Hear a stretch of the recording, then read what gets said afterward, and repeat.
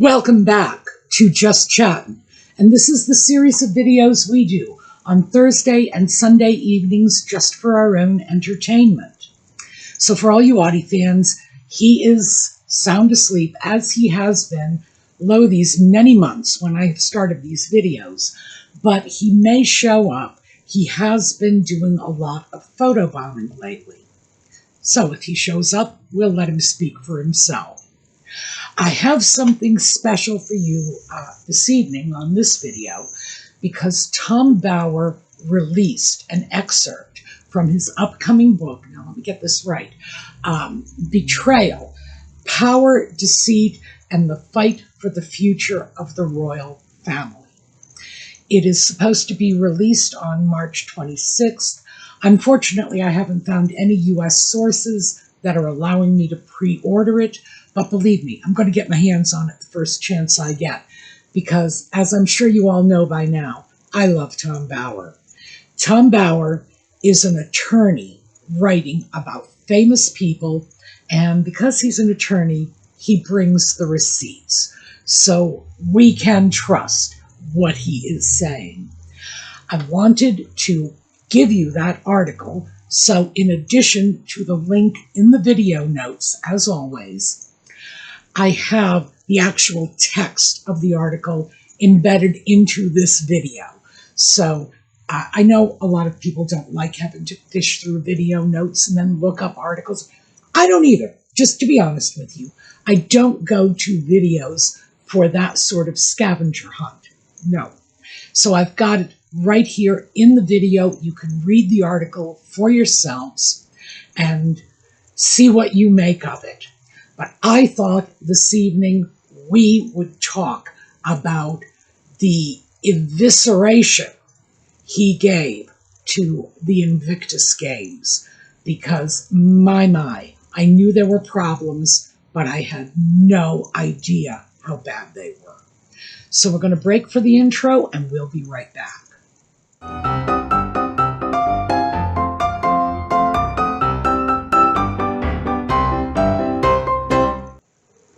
So, there is a lot of ground covered in this one tiny excerpt from Tom Bauer's book. But since it mostly deals with the Invictus Games, I thought that is the portion we will take apart this evening. So, to begin with, Bauer sets the stage by discussing what was going on for Nutmeg and the Sock Puppet from the beginning of 2025 onward. So, beginning of the year, Netflix comes out with an event to launch their 2025 season. Interestingly enough, Nutmeg's TV show, With Love Meghan, did not make its way into their color glossy brochure announcing their shows. It didn't even make it into the speech from Bella Bajaria. Now, she's head of content for Netflix. Didn't even make it into her speech. So that tells us something. That alone is just laden with meaning. Netflix had that entire show, both alleged seasons. It was all filmed together, and the Christmas special.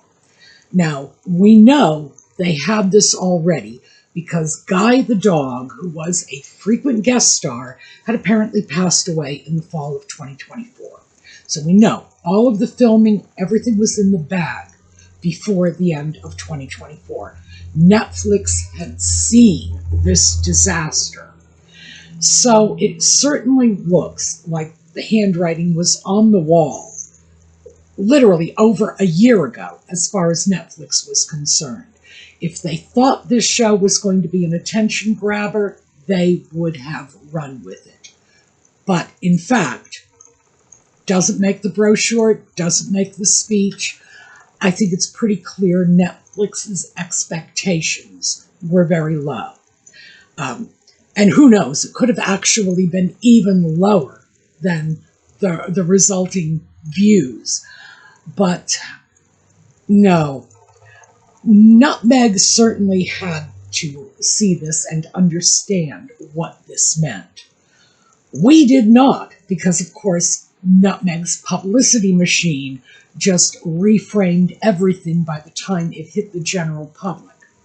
But yeah, it looks like Netflix was already beginning the process of washing their hands of Nutmeg over a year ago. So in addition to that, of course, when Nutmeg gets kicked, she doesn't stay down. She hops up and does a new ridiculous PR stunt. We had the disaster tourism accusations from Justine Bateman. Oh, bless your heart, Justine, you were a darling little child when you were on Family Ties, and you've turned into a substantial adult. Good for you. Justine Bateman calling them out, disaster tourists. Donald Trump saying that even if there were irregularities in Harry's visa application, he wasn't going to deport him. I'll leave him alone, Trump says. He has enough problems with his wife. She's terrible. Now, Nutmeg probably did not pay too much attention to that because she doesn't like Donald Trump. But the simple fact of the matter is, America does. The man made it into the White House twice. What are you going to say to that? The fact is that when Donald Trump speaks, a large portion of middle America listens. And so I think that what we see in retrospect, what Tom Bauer is showing us, is that their star was definitely waning at this point. So this is the backdrop of what's going on at the Invictus Games in Canada. And Bauer tells us that 2 of the Canadian executives left. They just walked away from the Invictus Games. They were not having it anymore. They were replaced by another person who was apparently very favorably disposed to Nutmeg and the sock puppet.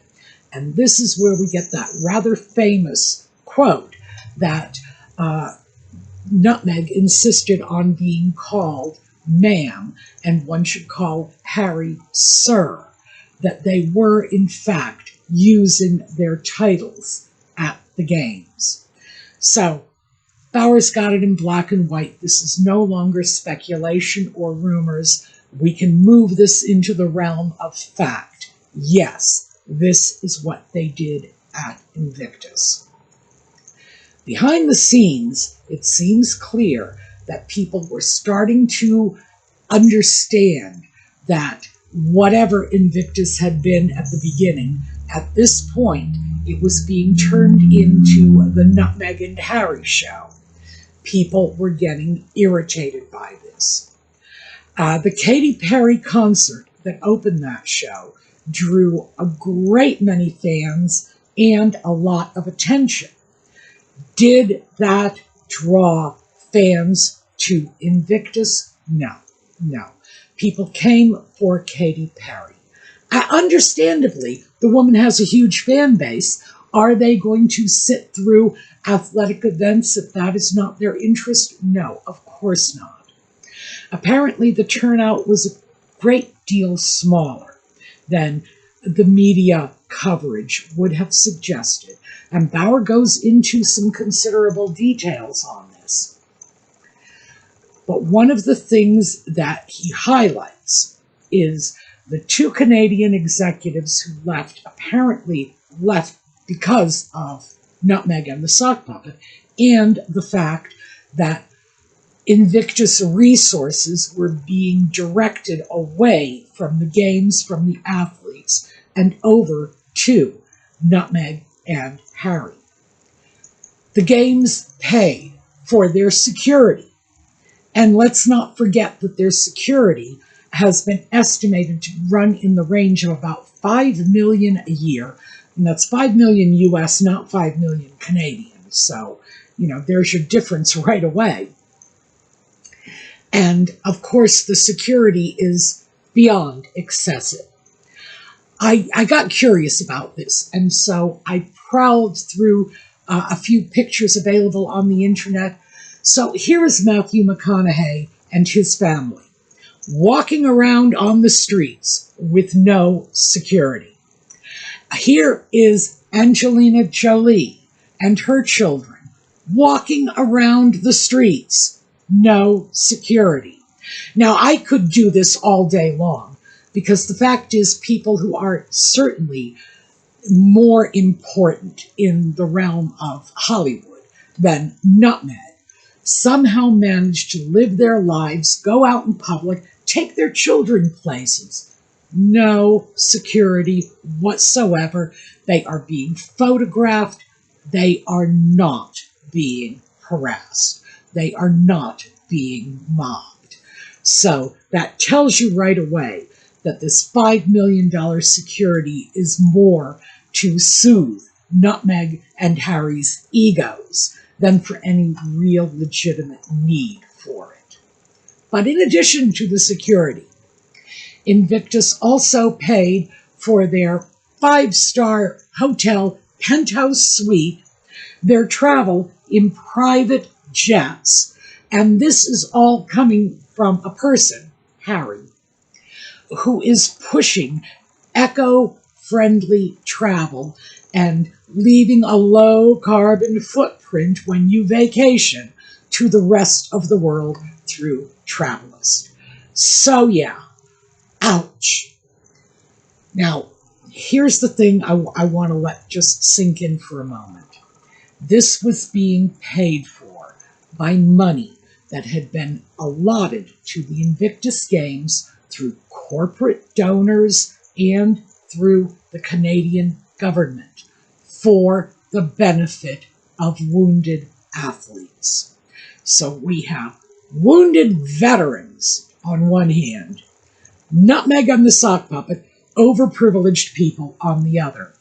And the money meant to support the games was instead diverted to paying security, 5-star hotel suites, and private jets for people who simply want to be living the good life at the expense of others. Yeah, it's like my head is ready to explode over that one. And I would also say, just as an aside, anybody who gives a dime to the Invictus Games should probably have their head examined. The fact is that this is just such an abuse of donor funds. I don't even know what to say about it. You look at this and you say this should be illegal. The games should be audited. These deductions should not be allowed. Nutmeg and the sock puppet should be forced to declare this as income. That is what the IRS would demand. Doesn't seem to be happening, though, does it? But here's the problem. When you have a charity that might well be legitimate, and it is associated with people who are anything but legitimate, that opens the floodgates for people to come in and start examining your charity perhaps a little too closely. And that is certainly one of the things that Tom Bauer is awfully good at. So he details an event at Invictus. The Nigerian wheelchair basketball team, which presumably, I don't know, I have not seen them. They didn't show up, by the way. This presumably consists of veterans who are confined to wheelchairs. I cannot imagine a wheelchair basketball game with any other intent beyond providing opportunities for people who are already in wheelchairs, not for people cosplaying as wounded veterans and sitting in wheelchairs, but it does seem that's what happened. So the Nigerian team that was supposed to compete could not make it past the Canadian Border Police. There was no explanation. Bauer points that out. This was unexplained. However, in fairness to the Canadian border authorities, I will point out that Nigeria has one of the most corrupt governments on the planet. If they say things were not in order, I am not going to challenge their opinion. They may well have had very good reason for this, just to play devil's advocate. Is it unfortunate that the Nigerian players were not allowed to play? Absolutely.